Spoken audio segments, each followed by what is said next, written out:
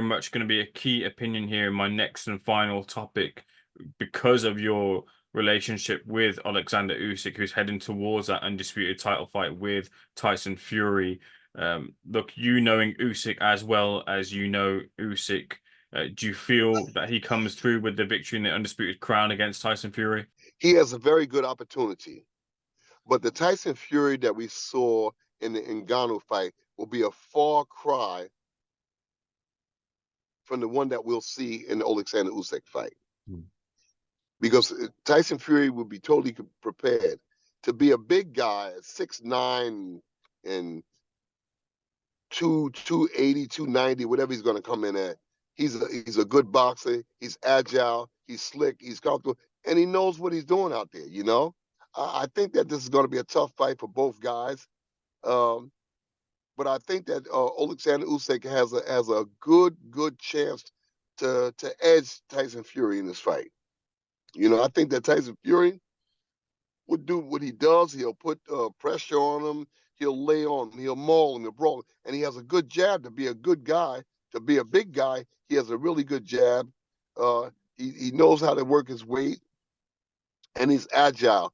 So it's a tough fight, but I can see Oleksandr Usyk winning a split decision, and I can see Tyson Fury winning a unanimous decision. It's a tough fight for both guys, but Oleksandr Usyk is not your run-of-the-mill fighter. No, he's a focused guy.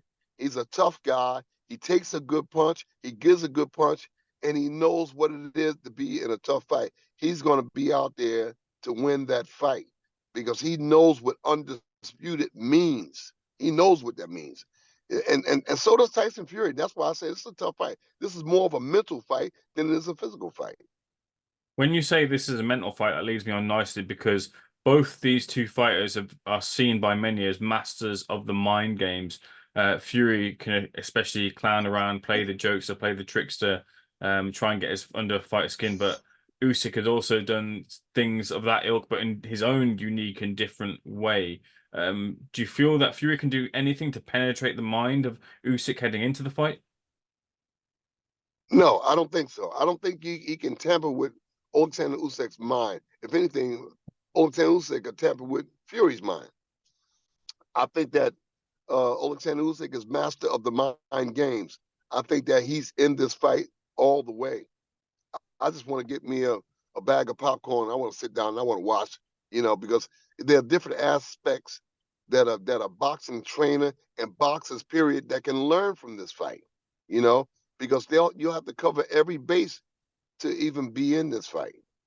For each guy to be a lethal combatant in this fight, they'll have to really, really, really hone their skills to get this fight won.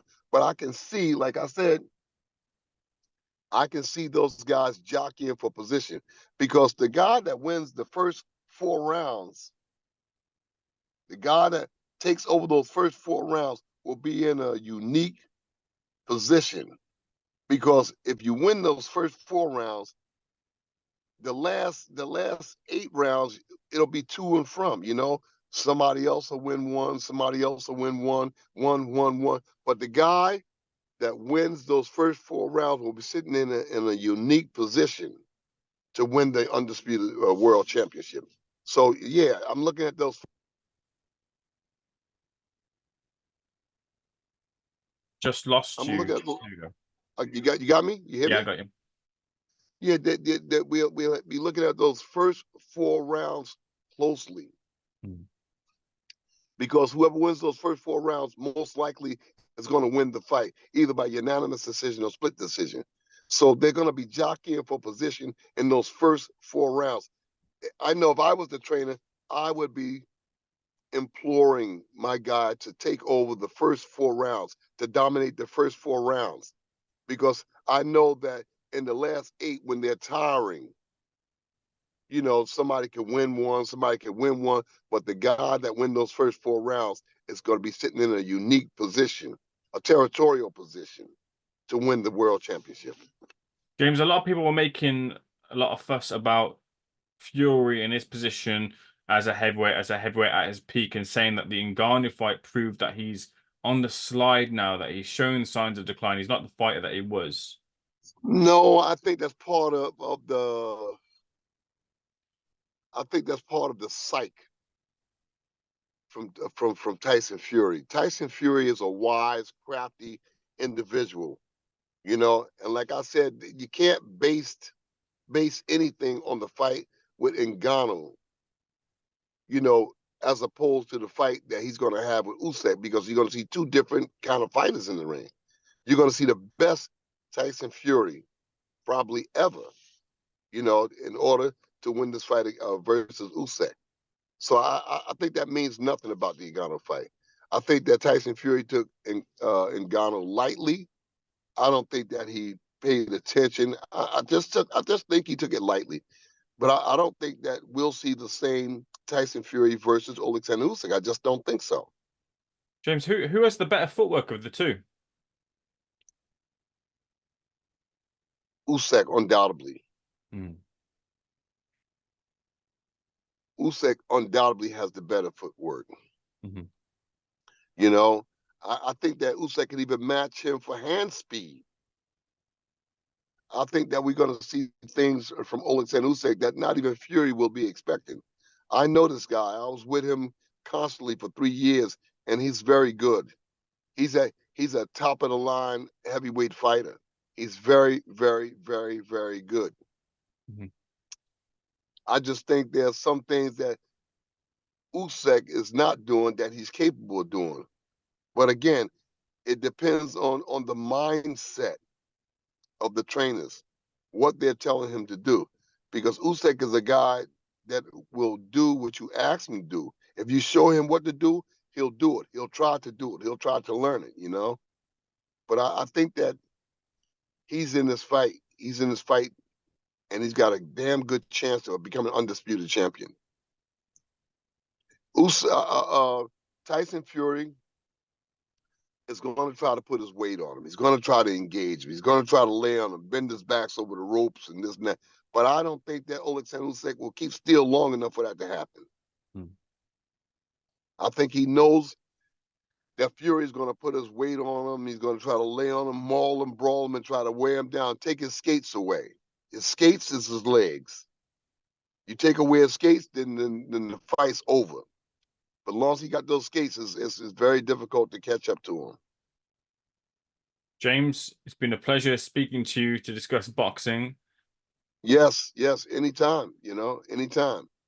Boxing is in a critical state because they got a lot of fly-by-night promoters. They got a lot of fly-by-night managers. You know, everybody is just in it for money, not for the love or passion of the game. Everybody needs money, but nobody just cares about the game. Nobody has any passion for the art of boxing. And I think that's what's hurting boxing itself, you know. I'm in this thing, you know, if I have a boxer and I feel like the boxer is not listening to me, despite the money, I love what I do. I love the game. I love the game of boxing, you know. I think the beautiful fighters were Vladimir Klitschko, Lennox Lewis, Eddie Chambers. These Vlad Sarenko. These guys Igor Pleveko. These guys are studious. And when I say studious, it's easy for me to get my points across to them about the logistics of boxing and what needs to be done in a particular fight, what needs to be done inside the ring. And I think that's what's hurting boxing, that everybody is jumping in for the money and they're skipping over the tutelage. You know, they're skipping over the tutelage of the sport itself. I think that going forward, that boxing has a chance to come back, but there'll have to be more teaching. There'll have to be more input in the teaching department. And if you sit back and you observe what's being taught in boxing now, it's a no-no. It's a no-no. I tell a boxer what needs to be done, And if they can't do it, then they need to tell somebody, I can't do it. Could you help me? You know, but the big thing now is boxers are too proud to say that they need help. They don't reach out for help. And therefore they'll probably never get the help.